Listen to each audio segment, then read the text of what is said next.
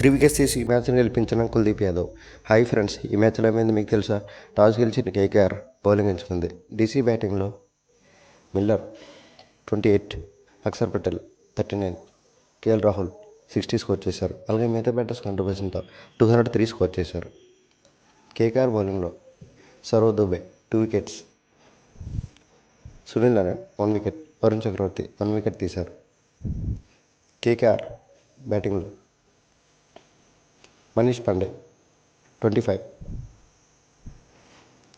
Raman Powell 29, Ajinkya Rahane 63 score చేశారు. అలాగే మిగతా బ్యాటర్స్ కాంట్రిబ్యూషన్తో 163 స్కోర్ చేశారు. డీసీ బౌలింగ్లో Mitchell Starc 2 wickets, Kuldeep Yadav 3 wickets, Lungi Ngidi 3 wickets తీశారు. ఫైనల్గా డీసీ 40 రన్స్ తేడాతో గెలిచింది. Player of the match Kuldeep యాదవ్కి ఇచ్చారు. ఈ వీడియో మీకు నచ్చినట్లయితే లైక్, షేర్, కామెంట్ చేయండి. అలాగే మా ఛానల్ని సబ్స్క్రైబ్ చేసుకోండి. పక్కనే ఉన్న బెల్ బటన్ని యాక్టివేట్ చేయడం మర్చిపోకండి. Thank you for watching.